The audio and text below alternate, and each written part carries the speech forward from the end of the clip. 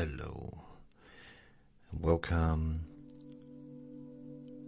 to Let Me Bore You to Sleep. Hello.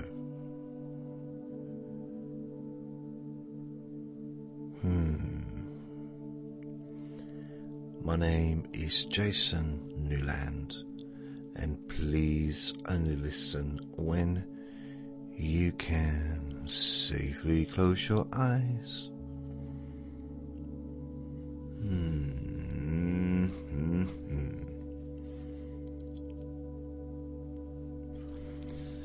So, I didn't do a Q&A Friday this week.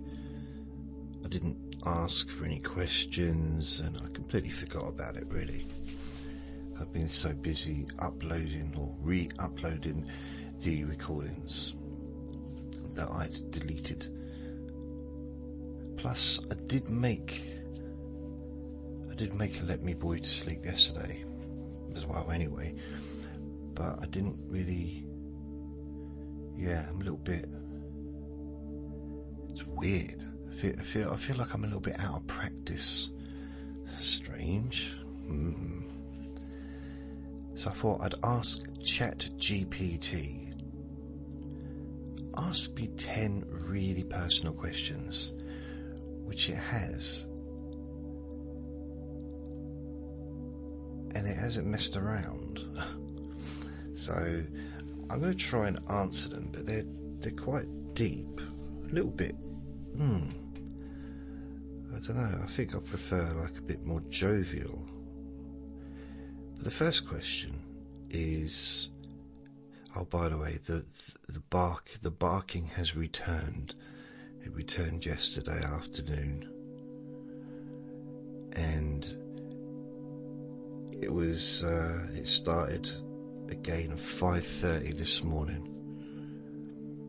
It's not happening now at this moment, but it's like, oh man, really? It uplifted my mood not having that barking outside.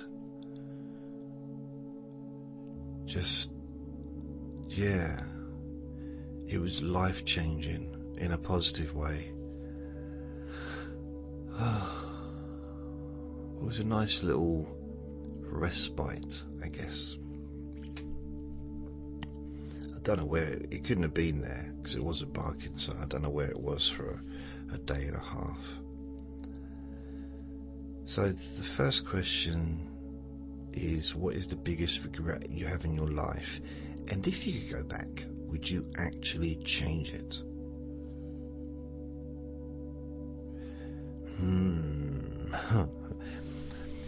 Right, I'm going to go, for regret, that would be something that I've done. So it's not going to be something that's been done to me. It's not going to be something out of my control. So something within my control that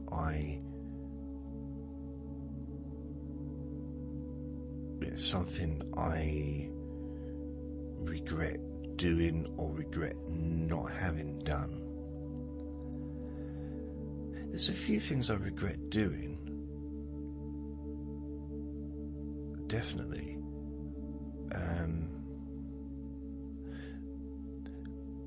And I know it's a cliche, but it's things that I didn't do that I regret, probably. Opportunities. But then there's opportunities that I didn't know were there. For example, when I left school, when I was 15 years old, it was a weird period because I left school, I had to go back to do my exams. Well, I didn't really, but I thought I did because it wouldn't have made any difference if I'd not turned up anyway. In fact, I probably would have got a higher score. And so I was working in a chip shop full time, earning £60 a week, which was brilliant money for me, at 15. And I was living at home still still in my room upstairs, still getting fed. Everything was just the same. And then the family split, as it were. The parents separated. After about probably maybe a month of being in the chip shop full time. I did start part-time while I was at school, I think. I was there a week on a Saturday, but that was while I was still at school, but that was only for about a month or so, maybe 2 months, I don't know. But yeah, so it was weird because, I mean, there was some stability there, and then suddenly that stability was gone. So I was 15,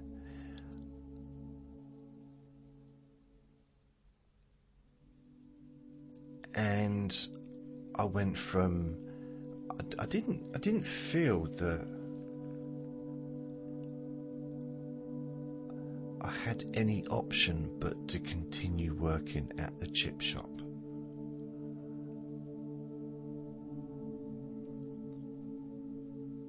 And I went from having my own bedroom at the top of the house, where the bedroom was. It's not really relevant to the story, but you know, I had a bedroom and it was my bedroom, and to moving into my step grandmother's flat, sleeping on a camper bed in her living room. And that was because I wanted to be with me mum, me mummy, me stepmummy, but still I wanted to be with her.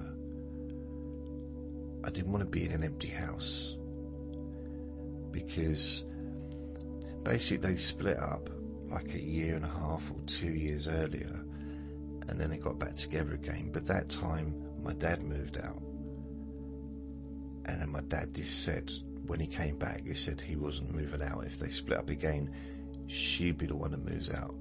And she did. But it wasn't a home anymore. It was just a big, empty, cold house.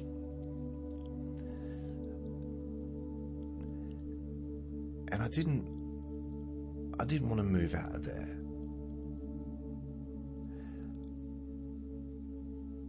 At the same time, I didn't want to stay. I didn't want to be without me mummy, you know. It's true, I just didn't. So I went and lived with her, and you know, in a not a very good sort of environment. It was a lovely flat, and before I moved in, I got on famously with my step grandmother, really close to her.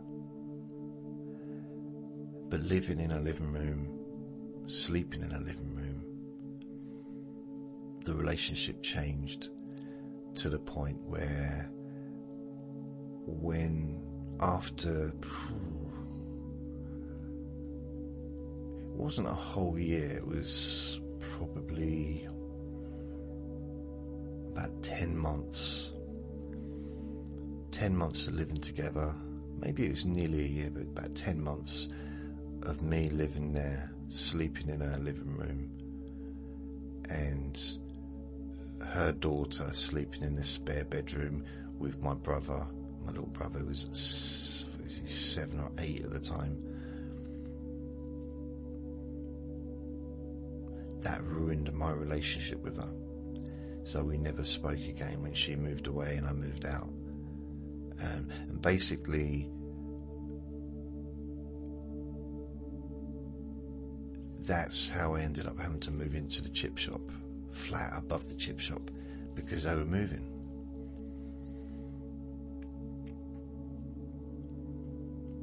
To a different part of the country.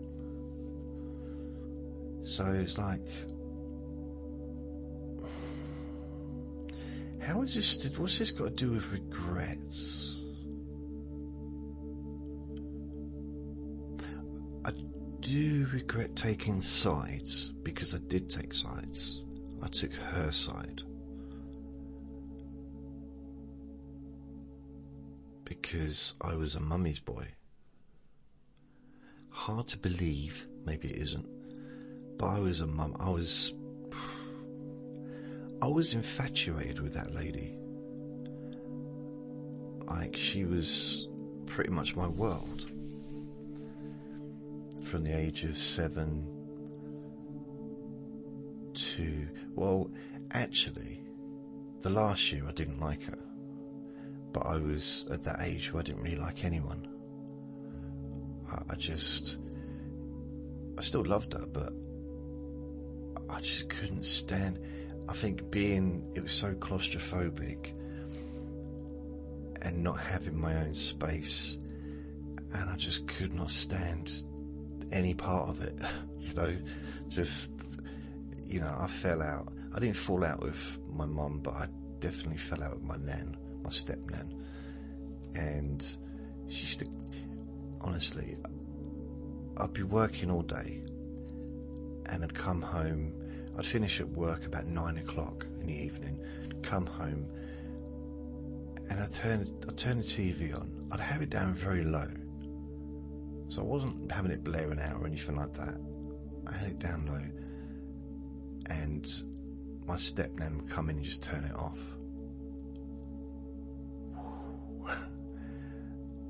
It was like, what am I supposed to do? I've literally just finished work. Am I supposed to just go to bed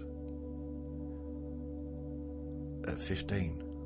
Well, by this time, I turned 16 at the end of August, so I was 15, then I turned 16, but I was like, I don't want to go to bed. I don't want to go to sleep. I've literally only finished work half an hour ago. I want to just do something. I just wanted to do something. A bit of limitation. I couldn't really go out clubbing or going to the pubs because I was 15 and I looked about 12. So yeah, there was a few limitations there, and I was living in a little town. I suppose I could go for a walk on the beach. Yeah. So I kind of regret what happened there, but it was out of my control to a degree. I mean, I made the choice to go and live with her, to go and stay with my mum. But then I disliked it so much, I did move out. I went back to my dad's, or went back to the family home. I think I did that twice, but at least once, and I lasted for about 2 days because the house was freezing cold. So this must have been probably October time. So I probably went back in October, no heating on, no food. I mean, I could afford to get my own food because I was working, but at that point I was used to not getting my own food. I'd eat at work and then I'd eat at home. When I got home, I didn't have to. I was still a kid, man. I was still a baby. I was still like 15, just turned 16. I wasn't used to kind of getting my own food and doing my own laundry and stuff like that. That was still being done for me. That all changed when I moved into the flat above the chip shop. So yeah, I had to do my own laundry and do my own food and all that stuff. Like that most adults have to do when they live on their own. Yeah. I suppose the regret is kind of a wide regret.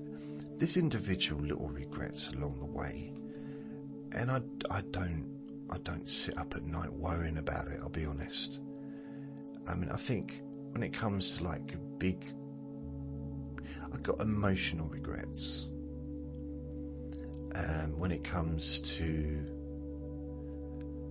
well, I think in reality, I don't know if I'm ever gonna have another girlfriend or ever have a relationship with a female. I don't know if that's ever gonna happen again. I mean, I was thinking about it, and I've not even felt the touch of a woman for 4 years. You know, it's like, it might sound weird, but I know there's people out there that haven't had a physical touch. And I'm not talking about, you know, and I'm not talking about, you know, like sensual stuff, but just having someone, cuddling someone, you know, like watching TV and cuddling them, or just that kind of stuff. It's been so long. And even then, but that was only like for a short period, and then it was like years before that.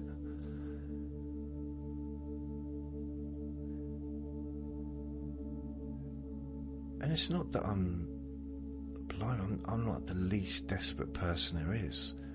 Really not desperate. But, well, sometimes I'm a little bit desperate. Sometimes I'm like, okay, I wish I was in a relationship just for the next 33 seconds. But then it goes away. I don't know. I don't know if I've got it in me.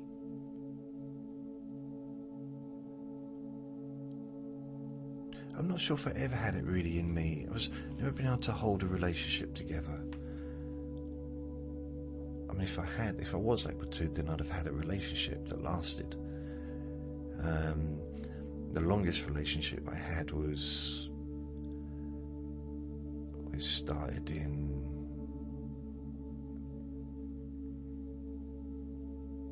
where would it be? Probably May or June 1996, and was pretty much finished by the new year 1997. So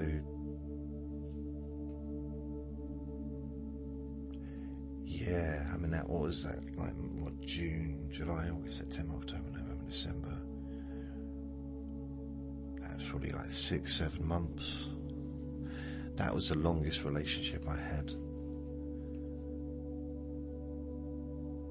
In fact, I don't even know if we were still together in 97. I think we were. Partially.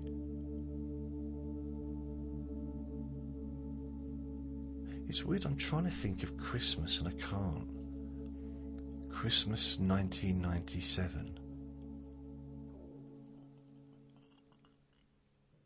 No, not 1997, 1996.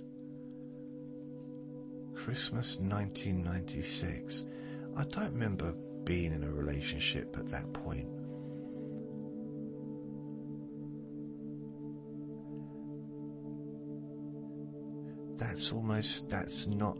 That's a piece of mapping that is missing from from the charted map of my life. So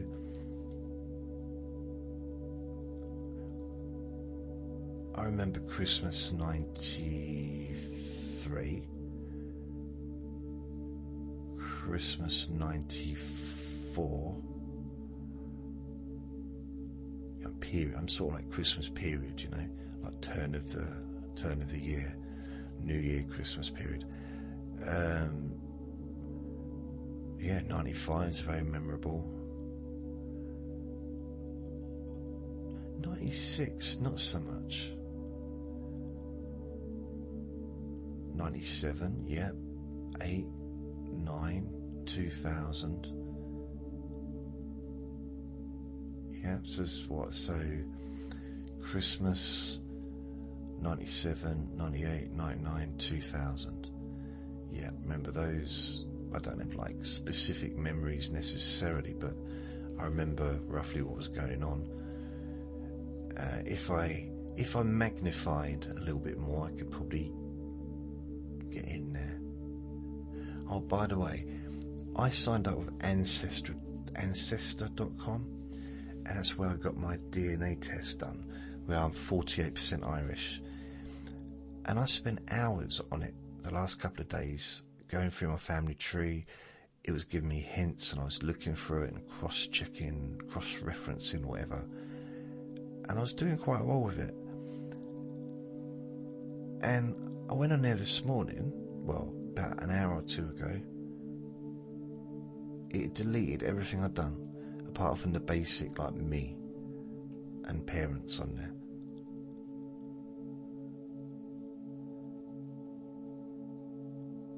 So I just cancelled it because it was a free subscription. And what I noticed is I cancelled, and I pressed cancelled, like the button. Now, if I didn't know better, I would have just assumed it was done, but it wasn't done. You had to go all the way down to the page, and it started offering, you know, are you sure you want to cancel? Look what you're going to be missing out on. You know, we can help you to build your family tree up, and we'll help you for hours, and the next day it'll all be deleted for you, so you can start all over again and enjoy the fun. Ooh, you know, just stuff like that. And then saying, do you still want to cancel? Yes. And then go down again. Oh, can you just answer this question? Is it too expensive? Is it just not enough options? You just lost interest in doing it? Or is it because we keep deleting stuff? I mean, after all, you do like deleting stuff, don't you, JJ? Which is a bit rude. And I say, just like, no, just don't, whatever. I just click anyone and press cancel. Well, what if we offer you the price, cheaper price monthly? So instead of £13 a month, we'll give it to you for £10.99 a month. What about those apples? Go on. Give us another chance. We promise we won't delete anything anymore. I mean, isn't that what you promise people? Never keep to it though, do you? You keep always, you know, you're always deleting, always making changes. You say you won't, but you do, don't you, eventually? Just stop picking on me. I'm not. I just want you to keep with the subscription. I tell you what, if you just cancel the cancellation, I won't mention all the stuff that you keep deleting and all the times you've done it over the years. How about that? No, I don't. You're winding me up now. I want to cancel. So in the end, it was like, oh, please stay. I can change. I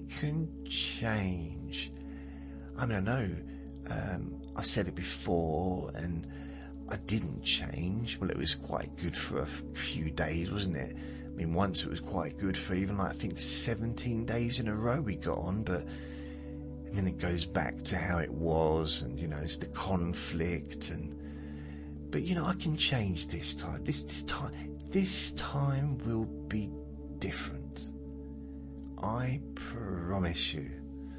I was like, no, I'm not falling for that again. It's done. Once I've made my mind up, my decision is made.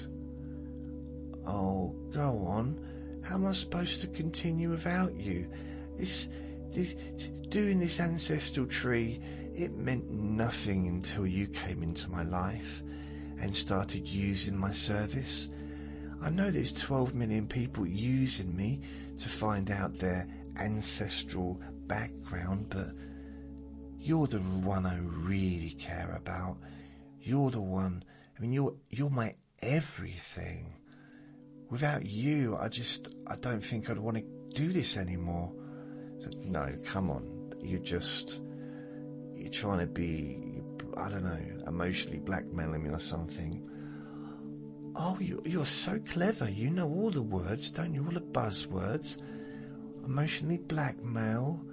Wow. What was the other one? Is it lighthousing? No, not lighthousing. But yeah. No, I'm not. I'm being genuine. And genuine as well. So I cover both sides of the continent. So yeah, go on. Please stay. Please. Be your best friend. No.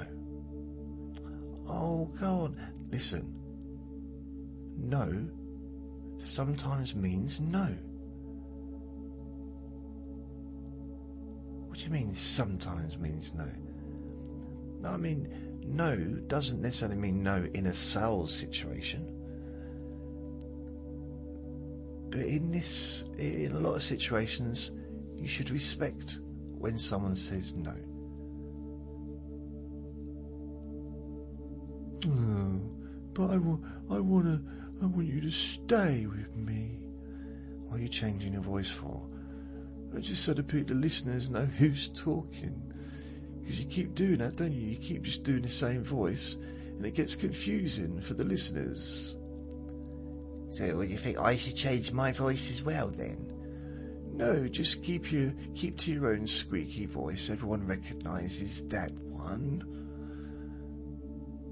That really is rude. I'm not happy about that. Wow. Right, I'm going now. I've had enough. You're cancelled, alright? Okay. I didn't like you to start with. Never liked you. Smelly poo head. What? No, go away. Don't. In fact, I don't want you to use this service anymore. I want you to leave. Never in. And your food is terrible. You're a terrible cook. What do you mean a terrible cook? What's that got to do? You're cancelled. Done. Bam bam. And it was done. I've noticed that with a lot of like website services and apps and stuff, they don't all make it easy to cancel. They make it easy to sign up. You know, you can go on an app, obviously not all, but most apps you can sign up on the app, but you can't delete on the app, you can't cancel on the app. You have to go to the website. Amazon's like that as well. It's so annoying. You know, it's so easy to add stuff to Amazon Prime, like HBO. Oh, okay, I'll just add HBO. They're offering it free for 2 weeks, or they're offering it for £2.99 a month for the first month. You know, it's like, yeah, cool, because there's stuff on HBO that I like to watch. But it's keeping track of that time, isn't it? Because if I forget, then I end up paying $9.99 a month or whatever it is. So I go on to the app. No, can't delete it on the app. And I use the app on my phone, the Amazon app, all the time to order stuff. I say all the time, I'm not just sitting here ordering things all day long. But, you know, I use Amazon. I don't use Amazon for fun. You know, Amazon's really I buy my day-to-day stuff. Whether it's deodorant, whether it's underwear, whether it's soap, shampoo. Well, you know, I don't really have a lot of hair, but face wipes, dog food, all that kinds of stuff I generally get from Amazon.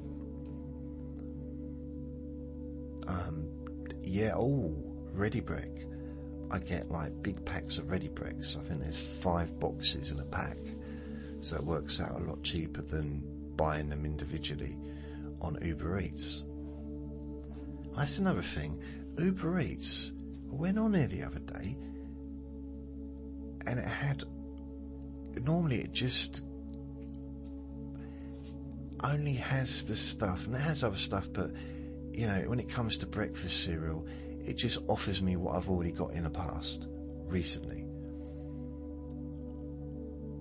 And I want to get what I had 6 months ago. I want to get something a bit different. Nope, not available. Sorry. But I looked at the app not yesterday, I think the day before. And in my favourite section, which is basically just what I previously bought, it had stuff that I have not bought from, I use Uber Eats to get Sainsbury's deliveries. And it just had old stuff. When I say old stuff, for example, I wasn't able to get Ready Brek on Uber Eats, on the app, for months. That's why I started getting it from Amazon. Now it's available again on Uber Eats. It makes me wonder if they communicate with each other.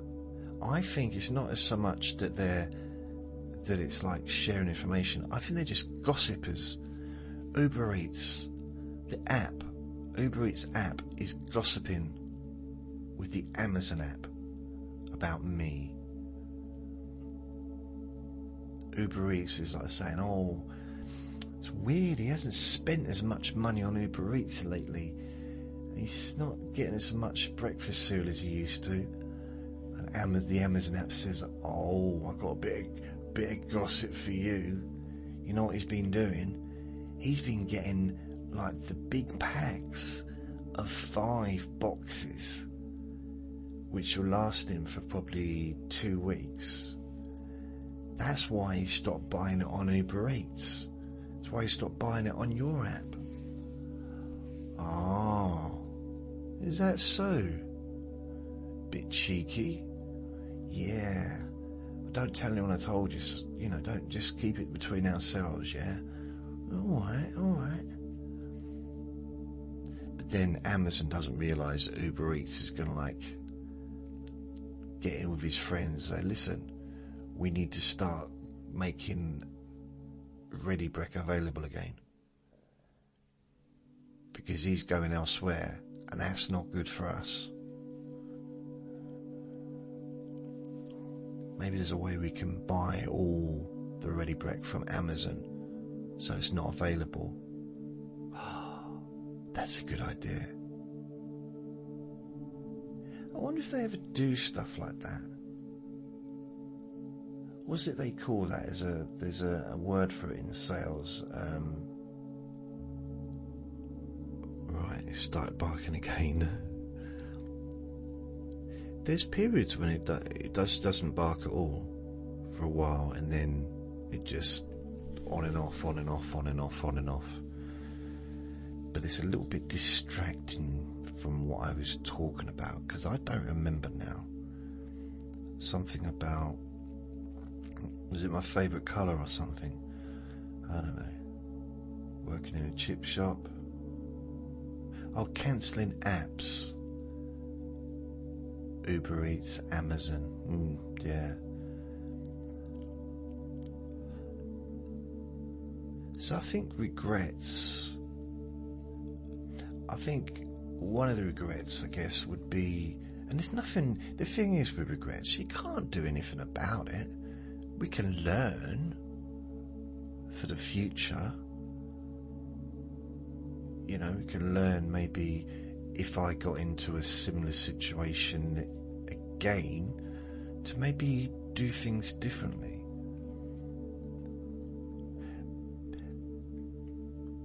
But will I get into a situation again that's anywhere near how things used to be when I was a lot younger?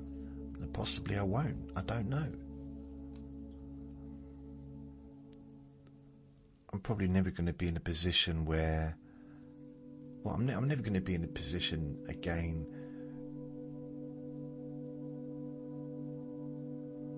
where my parents kind of separate. Am I? That's done. Never going to be in a position where I'm 15, because those days are gone. Working in a chip shop, gone. So that stuff, it can't re-happen.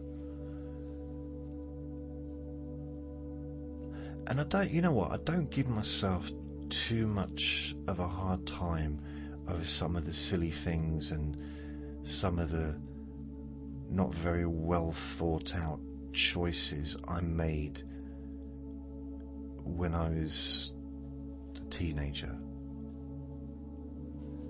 Especially like when I first left school, and because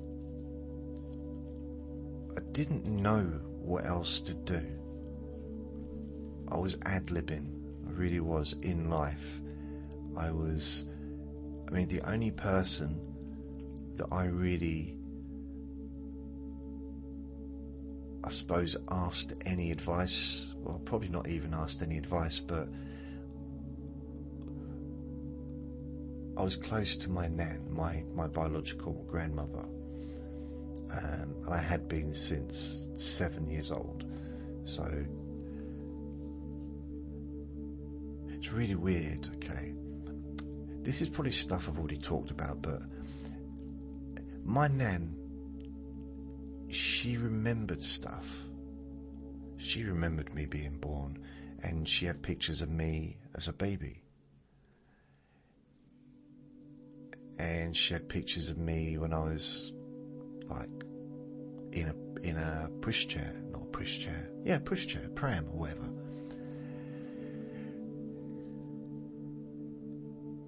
And I didn't know until she told me that the very last day of me and my brothers being in Southend, because we were living in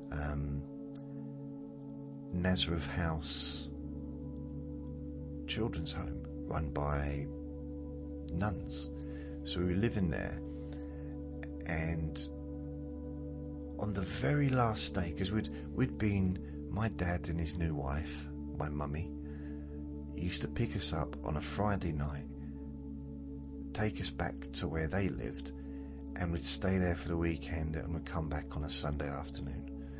And we did that most weekends for at least a couple of months, I would say. It's hard to know, because at that age, a week is like 6 months, isn't it? It's like such a long period of time. So I don't know how many months it was for, but at least a couple of months, maybe longer, maybe less, but I'd say at least 2 months. And on the very last day, and we knew it was coming, we knew that we were going to be leaving the children's home to go and live with our parents. And my stepmom said that she had adopted us, like officially, legally adopted us. So they'd been married since they got married in 1976. I actually found the date on Ancestor. And she was 22 when she got married. So she was 23 when she had me. When she first, in fact, she might have still been 22, I don't know, but at the time and for years afterwards, I couldn't see it. I couldn't really see it in I guess this way, but I view it a little bit differently to how I used to, because I'm thinking, first of all, 22 is young. My dad was older, but not huge amounts older. He was born in 47. She was born in 54.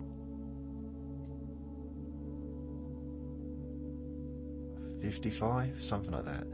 So, you know, it's like 7, 8 years difference. Maybe 9. And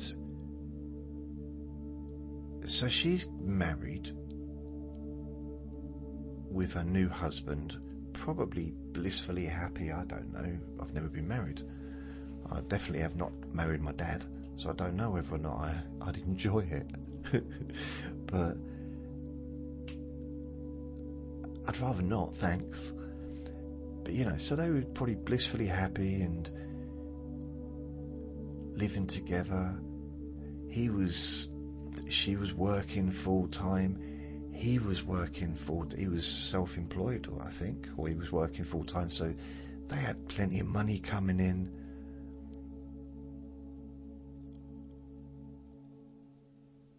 Lots of freedom to do what they wanted, both young. And then suddenly, I say suddenly, but kind of out of the blue, 3 boys appeared. Because he didn't know where we were, and eventually he found where we were because we were living in Newcastle, and I think we got transferred to Southend so that we were closer, but I don't know that 100%.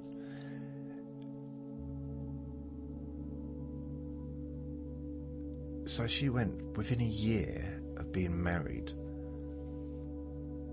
to being the mother of 3 children, 1 7, 1 9 and 1 11. That's a biggie, isn't it? That's a big one. Especially when you consider she was like only just over 10 years older than my oldest brother. So yeah, I never really thought about it obviously at the time I was a little kid, so I was too busy thinking about kung fu on TV and sweets and running around and spinning until I got dizzy and fell over. I was busy. I was busy doing that stuff and thinking. I was a deep thinker, but I don't think I really gave that any thought. I was very preoccupied in myself, very, very much like now, really. And it must have been weird, must have been very strange. But I found out on the very, very last day that we lived in that children's home, and we knew that we were going to be going back to live with my dad and my new mum. We were going to be living with them permanently, forever and ever and ever and ever and ever. And we were going to be together and have a family, which is what I wanted.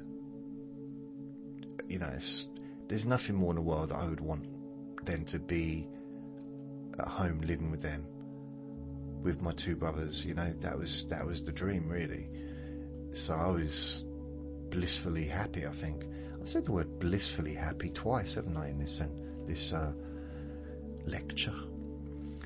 And what happened is we spent the afternoon with our biological mother,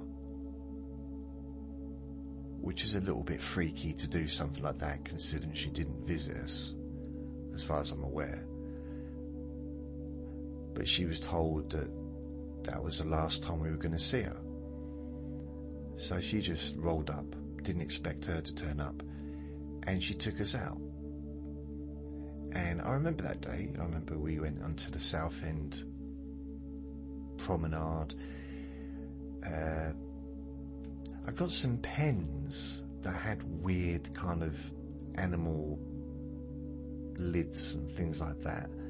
So she bought me some of them, and I just want to look at them. I didn't want to own them. The thing is, I like looking at stuff, but I don't want to carry it at home. And she was saying, but it's only small stuff. I said, yeah, but still, I don't want to carry it home. I'm lazy now, and I always will be lazy. She said, what? I said, well, I've decided I'm going to be lazy forever, and I don't like carrying things. So can you carry it for me? And she did. She put it into her bag. I think she's a little bit confused. And I was very much focused on her, because she was that. I don't know if I understood that we were never going to see her again. I'm not sure if it really, because I wasn't quite 7, So this was in, should we say, possibly June time, 1977, and I was 7 at the end of August. So I was 6, but I was nearly 7. And I'm not sure if I understood that was, because we'd see us sporadically, if that's an actual word, occasionally, now and then. I remember when I was in Newcastle in a children's home, I came down. It was during, my birthday's always been during the summer holidays when I was at school, because it's just always was. So I came down. I'd had a sleep in, so I wasn't up at the same time as all the other kids. And I went into the conservatory. It was a big conservatory with tables where I used to eat. It was a much nicer children's home than Southend.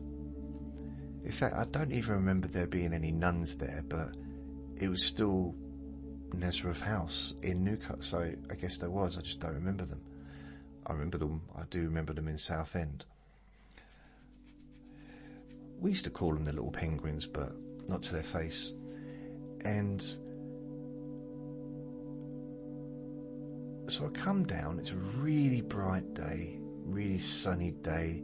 It's 1975, something like that, maybe 1976, 1975. So I come down, looking around. Oh, there's no one here. I had no idea what time it was, so I just went down. I got myself, I think I probably just one of those, just got myself some breakfast, probably in a little box, some milk and orange juice or whatever. So I'm sitting there and I'm facing away from the glass. So it's a glass, it was like a conservatory, and it's a big place. Loads of kids living there. It's a big old place. There's a big courtyard there as well. So yeah, it's a big place. And someone came in, one of the staff. He said, "Happy birthday." And I said, "What are you talking about?" No, Different Strokes wasn't on yet. And I said, "What?" I said, "What?" He said, "Happy birthday." I said, "Oh, cool." See, I didn't know about birthdays. I didn't know what day my birthday was on. I didn't even know how old I was, to be honest. Things like that weren't important, and no one mentioned it. This is the first time in my memory that anyone even mentioned birthdays to me. I'm not saying that I never had birthday presents previous, but I don't remember it. And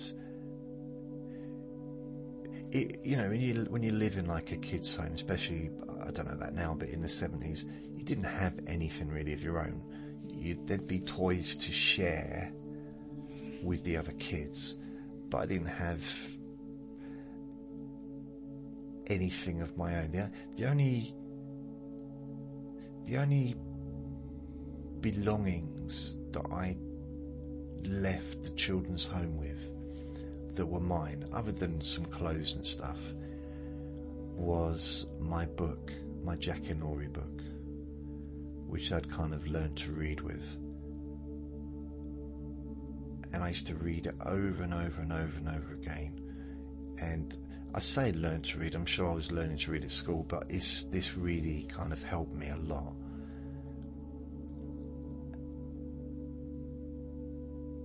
Plus, we moved around so much, there was no stability like school-wise. So, and there's probably periods when I didn't even go to school. So I don't really remember much in the way of school. What I do remember is walking to school on my own at quite a young age. But that's probably more to do with the times. You don't walk into school at the age of 7 was kind of normal back then, you know. I suppose it's different if you live miles and miles away, but if you live near the school or within like an hour, like half an hour walking, you just walked. The kids would walk on their own. Didn't need parents to take them, or at least I didn't. I got this kind of a memory of I think it was a bridge that we used to walk over and then walk down, which led to the school, but not got a great memory of it. There's not many memories of schools that I remember before the age of 7. There was one where I was standing in the school grounds near not the gate, you know, where you come and go, and there was a lady there and she fell over.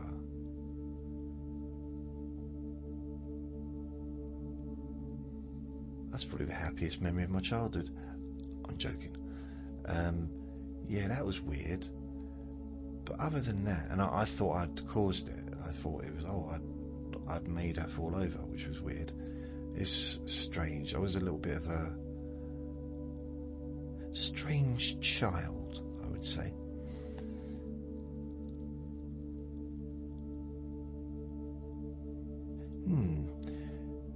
And this bloke in a children's home was like, "Oh, happy birthday." I said, "Oh, okay. How old am I?" I had no idea. I didn't know, really didn't.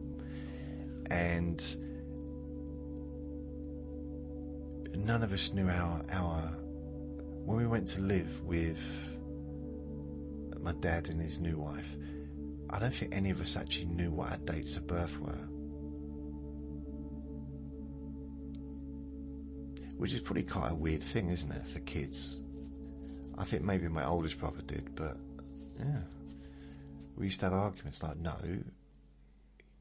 it's not December, it's August. No, I got presents in December last year, like that was Christmas.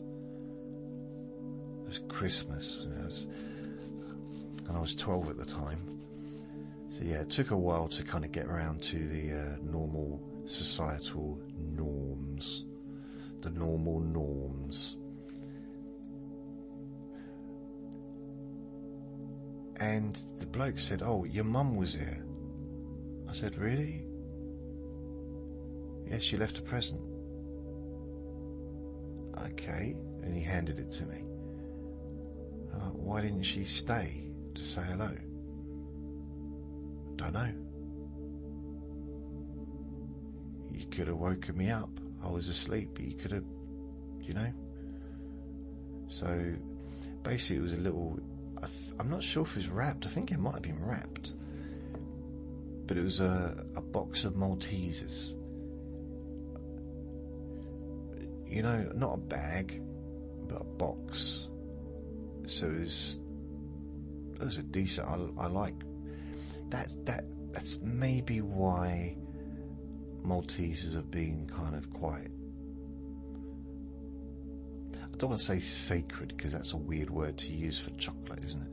But there's probably an emotional connection to Maltesers for me, and I still like them today. I don't really eat that much chocolate anymore, but I did. Maltesers is one of those things that I kind of used to enjoy. But yeah, that was that. I was like, why didn't she say hello then? Which is weird. But anyway, we saw her for the very last time, and we had some chips. We went to the chip. It was like it was in Southend, this chip place. But it was almost like it was built on the prom, like a chip shop, but it was built on it. That's my memory of it. go in there, got some chips. I think they were in a cone. And we went and carried on walking around the prom and whatever. And then we went back to the children's home in Southend, and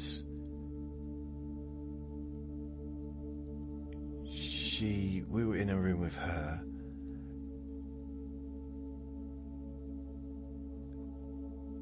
and we didn't realise that my dad and his new wife, my new mummy, was on the other side of the door. Like, it was basically 2 rooms with a door, and we went through the other door, and that's the last time we saw her. And we went home with the new parents, really. I mean, he was, even though he was my dad, he was new. I didn't know him from anyone when I first met him, even though I knew him when I was a baby, but I didn't know him. So they were both equally new. It wasn't like, oh, I got a new mum. It was, I've got a new mum and dad. That's how it was. That's how it felt. Now, what I didn't realise, that when we were out during the day in Southend, my nan was there with us the whole time. And it wasn't that I didn't know my nan, because I'd met her loads of times when I was visiting, when we used to come and stay, every weekend for a couple of months. I'd see my nan every time. We'd always go to London and see her. So it's not like I didn't know who she was. I mean, sometimes we'd stay there. So we'd go and stay with my nan and granddad, and my dad and his wife. So we'd go to London instead of going back to where they lived. I used to like London. Because at the end of that road, apart from that, it's quite a nice big garden, but at the end of the road there was this big park, and there was all these like monkey bars and swings, and yeah, it was good. That was in Enfield. Cuckoo Lane. Yeah, so I used to go there. But so I knew her, but for some reason my memory of that event into adulthood did not involve her being with us. And it was only when I was probably in my 20s, maybe even 30s, that she told me, when we were talking about that, so I was with you. I was with you the whole time. I said, really? She said, yeah. I said, how come? She said, I had making sure that she didn't take you away.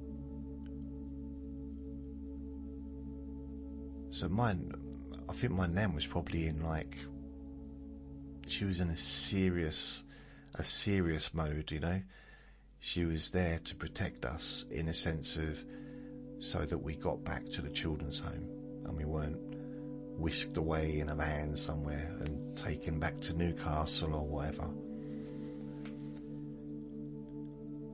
I had no idea at all, until she told me. It's weird, isn't it?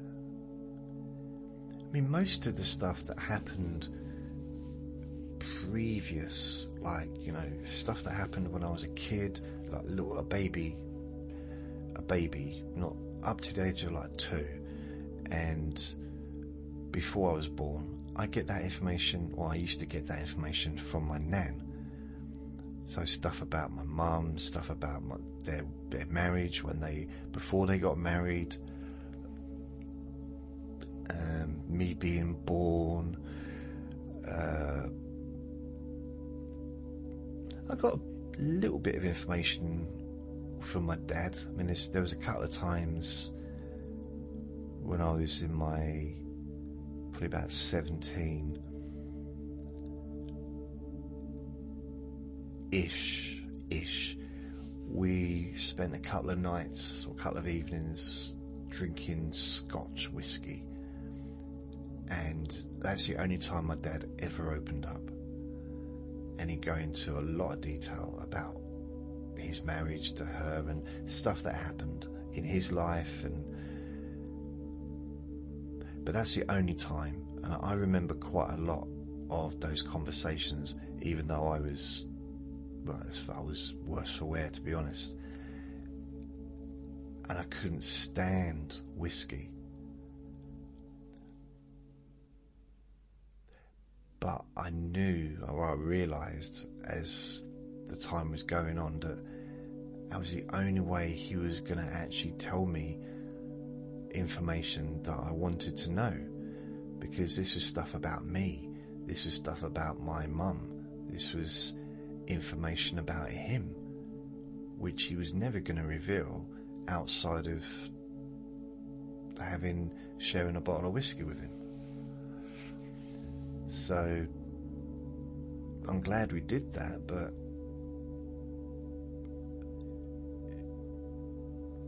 and it was interesting as well, the stuff, because I would never have known that. So between, I think, twice we did that, and my nan telling me kind of what went on and stuff, I had to put a picture together. It's very fragmented. There's probably a lot of information missing,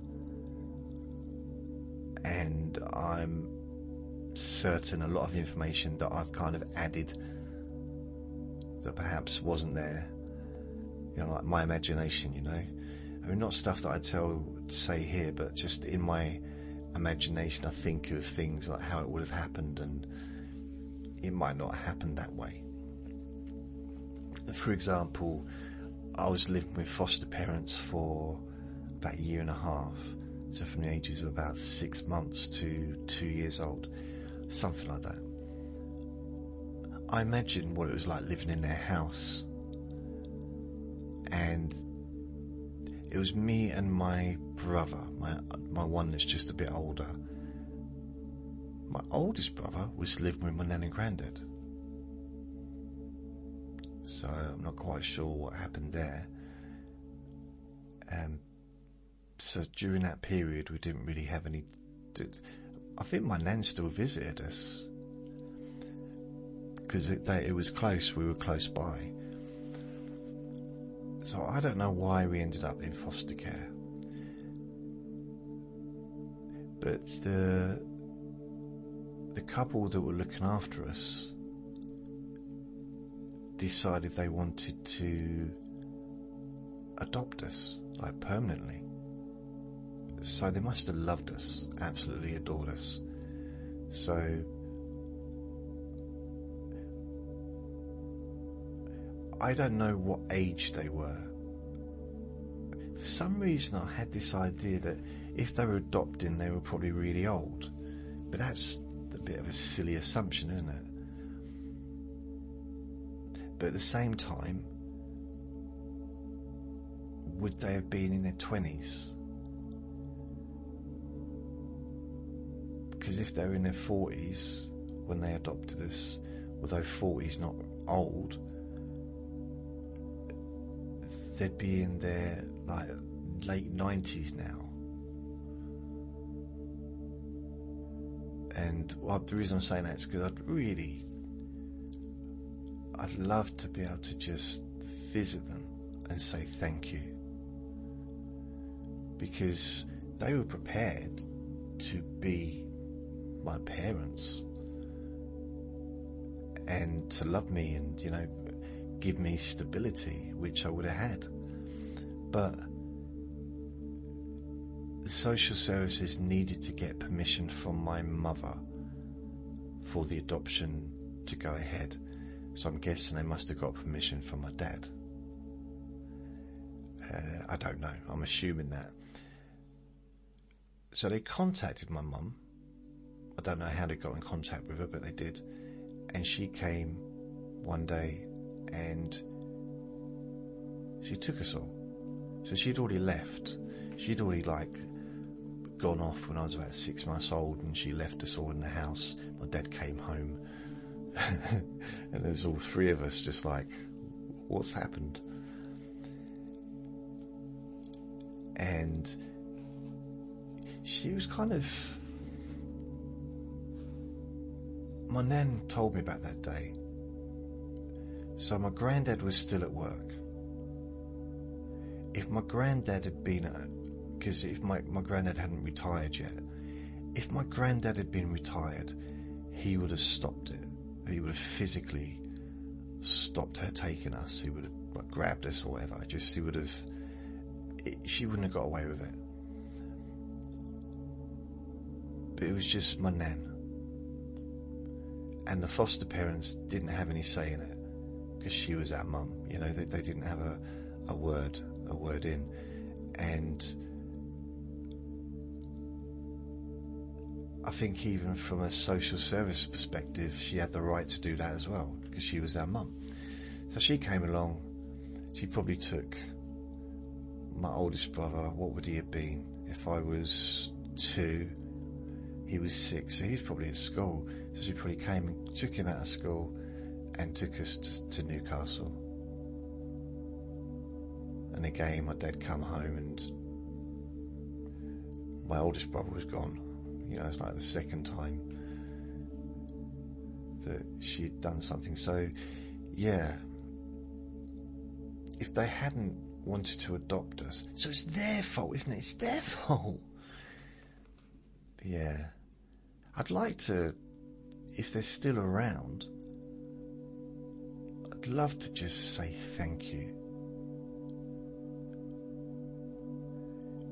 Because there's something special, I think, about someone that is not biologically related. They got no...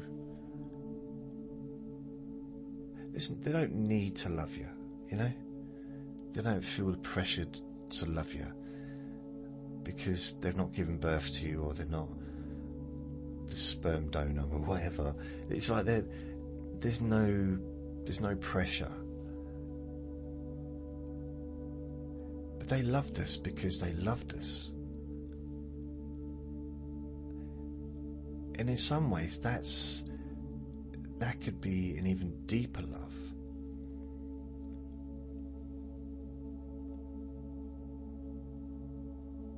I don't know if it's making sense what I'm saying, but it's almost like they didn't love us, and they weren't taking care of us through some kind of duty.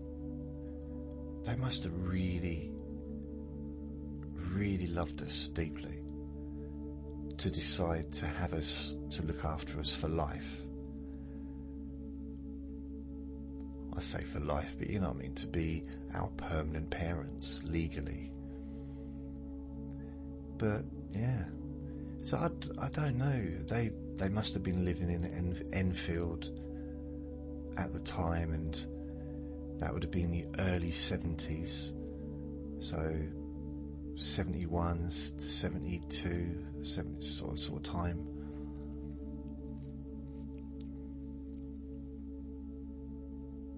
So I don't know. I mean, if they were in their 20s, or even if they were 30 in 1972, there'd be 80. They'd only be in early 80s, wouldn't they? Is that right? I was born 1970 and I'm 55. I'll be 56 at the end of August. I know I don't sound it, I know. We all know. I wonder how old I actually do sound. Well, according to ChatGPT, I look my age, which isn't good.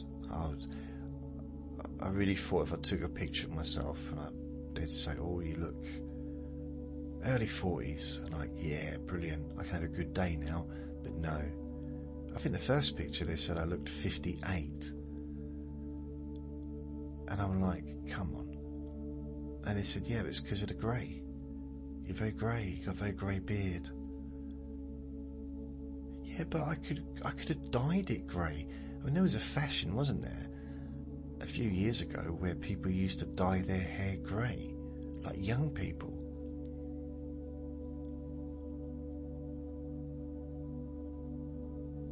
But we can see it's grey though. We can see it's not, I mean, it's not just your beard, it's your face. You don't look young. Yeah, but... So I had a little bit of a disagreement with the old ChatGPT about that. It's just because I had a neighbour move in downstairs a couple of years ago, and I told her my age, and she said, oh, you look about 45.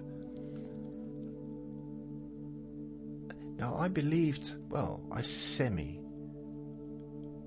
definitely talking to her, I was semi-believed her, because I wanted to believe her, I guess, and I loved her, and I wanted to have her babies, but it was weird. She did actually have a baby, but it wasn't mine. Nope, it wasn't mine. I thought that we might kind of... I let her know I liked her, and she said, well, let's take it slow. And I was putting the rubbish out one day, and I heard her not taking it slow with someone else. So I thought, okay, fair enough.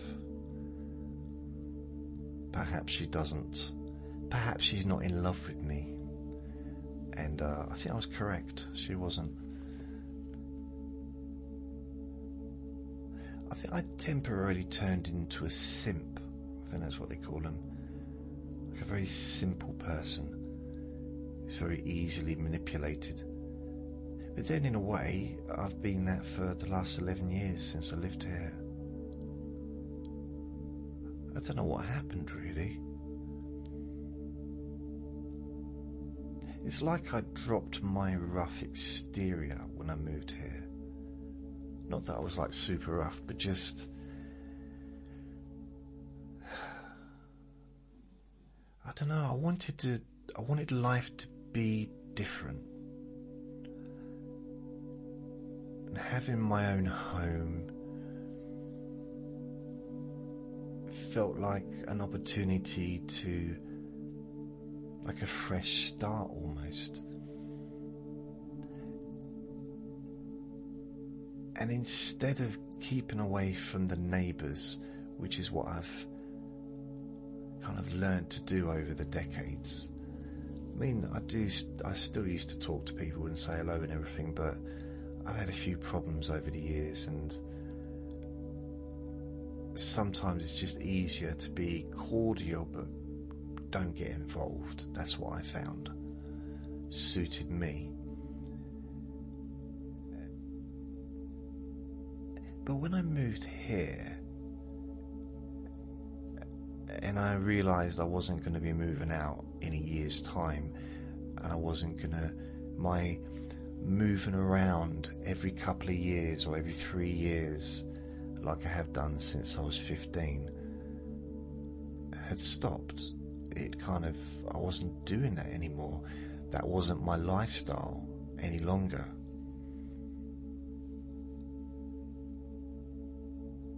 And to be fair, that was my lifestyle when I was a kid as well, when I was very young. So moving around a lot from the age of, well, being born, I guess, up to the age of 7.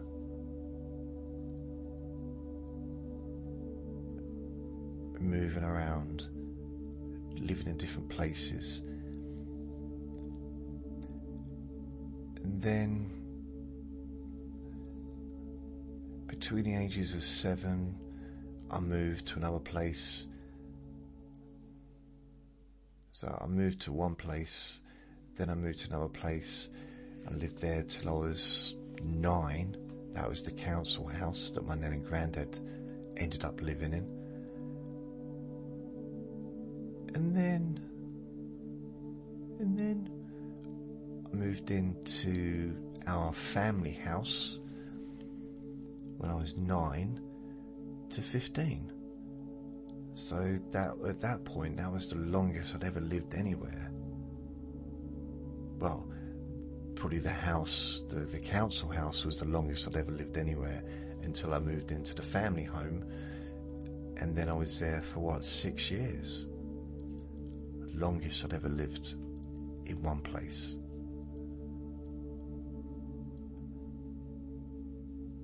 And then after that, I just kept moving around again. I think it's like between 40 and 50 times I've moved since I left school. So add on all the others, so probably 60 plus times I've moved home since I was born. So it's quite a few times, I think. So yeah. In some ways, this might sound a bit strange, but in some ways, I do miss it. I miss that change of scenery, the newness, even if it's a bit rubbish, even if it's, I've lived in a lot of really horrible little rooms over the years. But there was like a degree of excitement of being somewhere new, somewhere different. Learning to navigate the local environment, finding out where the shops are, finding out like the transport routes, things like that. It's just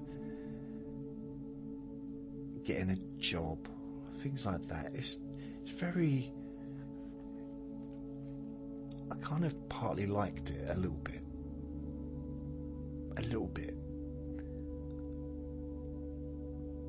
There was a certain feeling that I used to get when I'd moved my stuff, and there was never a huge amount of stuff to move, especially like in my late teens. It was a couple of black bags, maybe 3, one for my bedding,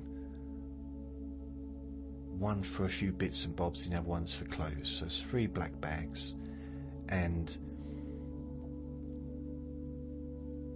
sometimes I'd just walk with the bags to the next address, so I'd get a taxi depending on how far away it was.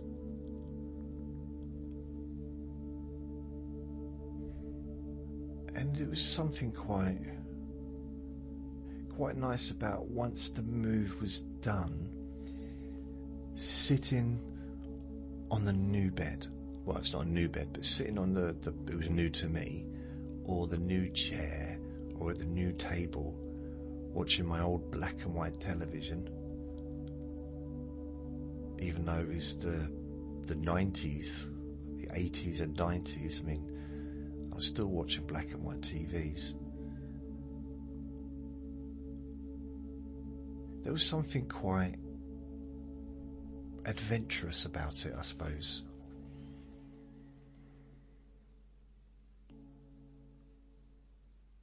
Yeah, the lack of stability did have I guess there was a sense of danger with that. I mean, it can be quite a dangerous situation in the sense of, not knowing really where you're going to be, not being able to plan ahead too far, because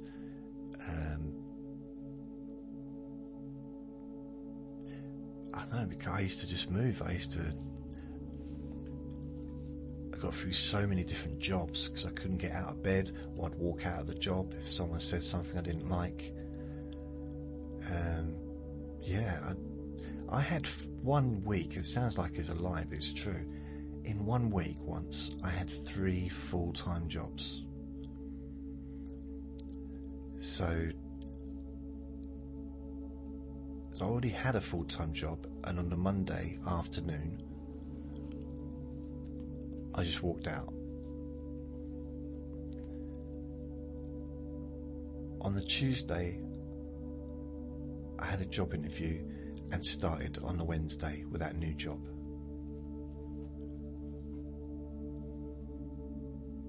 And I worked the day and I left on the Thursday morning. Walked out.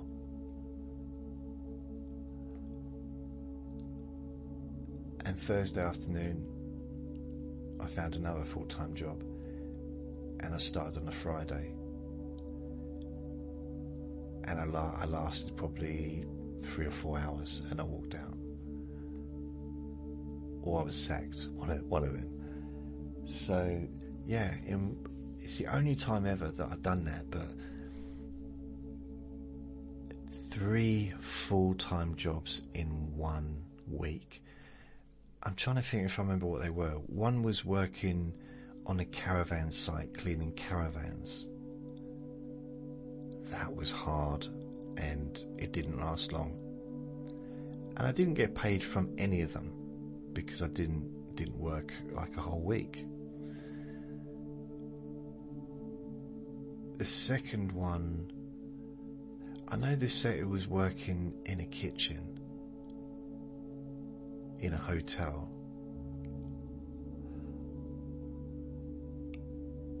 I think the first one was when I was working in the factory. So yeah, I'd left the factory then, so 3, that, my memory, oh no, blimey, I remember now. I worked in, what's the thing where you clean clothes? Dry cleaners, but it was like an industrial dry cleaners. Wow. The heat.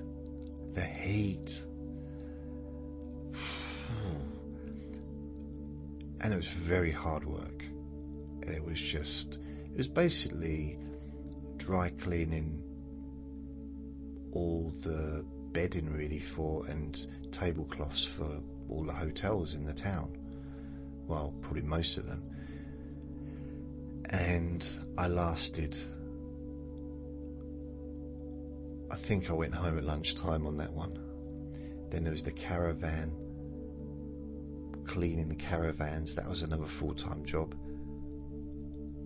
And then the last one was, I was working in the kitchen, and it was just kitchen porter, so by just washing up really and cleaning and stuff.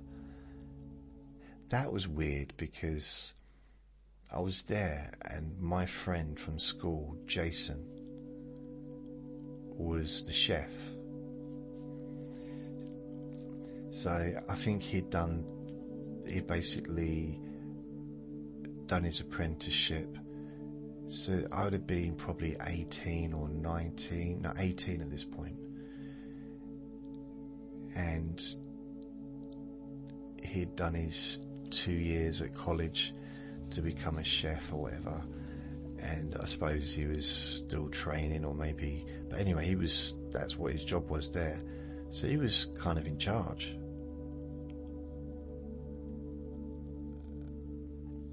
And I was trying to have a laugh with him. And he wasn't doing it, he wasn't having it. Because, well, it was busy. It was a busy kitchen in a busy restaurant, in a busy hotel. I think probably I was a bit jealous of his success. Not jealous of him like, ugh, but just in a sense of, well, perhaps it made me kind of think about what I had done or what I hadn't done. Because I also went to catering college, but I did it for 1 year, and it was just part of the YMCA, YTS, that's it, working in a chip shop. Instead of working in a proper place like a hotel, like a restaurant, then that would have made, the qualifications would have made sense, you know. And I didn't do the second year. Like, I knew a few of my friends that were on the same course, and they were all working in hotels. 2 of my friends were working in hotels, and they were becoming chefs. I didn't do the chef. Mine was like chef and waiting. They were just chefs. That's what they were doing the whole lot. They were learning to be chefs at college and working in a hotel at the same time. You know, like in a restaurant at the same time.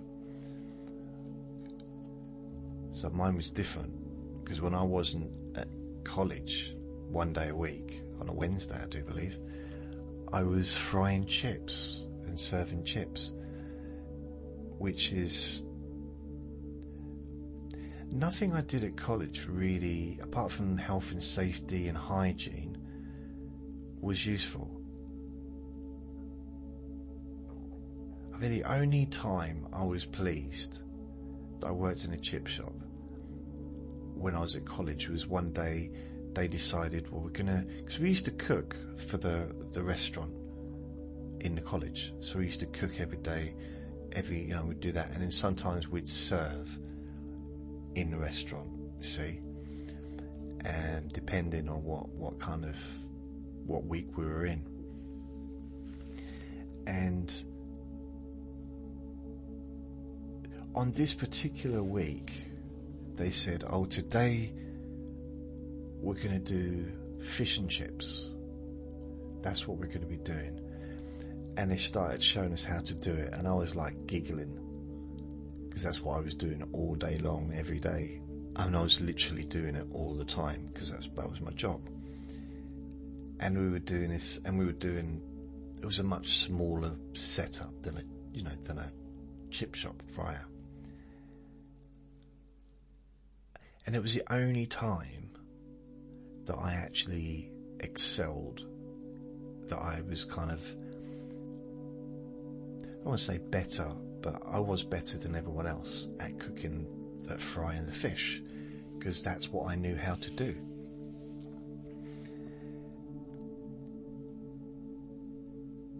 But that was the only day when I was good. Well, not good, but that I kind of felt comfortable, because that was my domain. You know, I knew how to prepare fish. I just knew how to do it, because that's what I did. That's what I'd learned. That's what I'd been doing for quite a while. In fact, I think I probably helped some of the other people out. Right, the dog started barking again. But I remember one of the students said, how are we supposed to know if it's cooked, if it's covered in batter? What are we supposed to know? And I said, and I felt like I was being really wise, I said, you know when it's cooked, when it's ready, because it floats. You still got to turn it over a few times, but it floats. If it's at the bottom of the pan, or at the bottom of the frying pan or whatever, it's not ready. When it floats, I kept saying the word floats. Now I do believe that's still true. I can't remember, but it was one of those things, like, because it sinks to the bottom. Well, not all fish sinks to the bottom when you put it in, but generally, some stuff does, and it floats when it's ready, when it's cooked. Plus, if you cook something all the time, you know when it's ready. That's the one thing I did learn from doing catering and working in different catering places. I know when food's cooked. Not particularly good cook or anything, but I know when something's ready. I can almost smell it. It's like, yeah, it's ready. And I know how to check as well.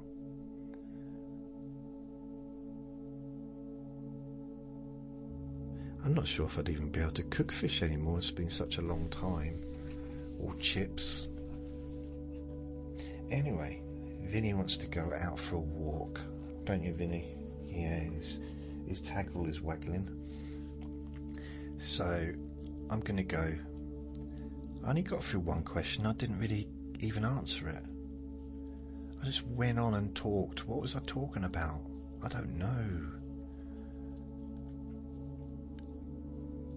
I wonder what it's like to be able to just stick to one thing and talk about it, and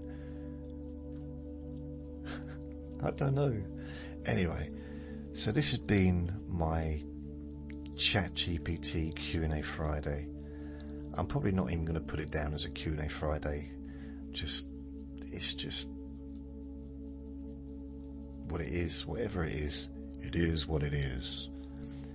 So I'm going to go. In fact, it's actually Saturday morning, so I'm a little bit late doing a Q&A Friday. It's 9:12 a.m. It's the 1st of August 2025. So thank you for listening. I'm going to take Vinny out now. So remember to be kind to yourself, because you do deserve to be happy. And be gentle with yourself. You deserve to feel safe. Lots of love. Bye. Oh, did you hear that?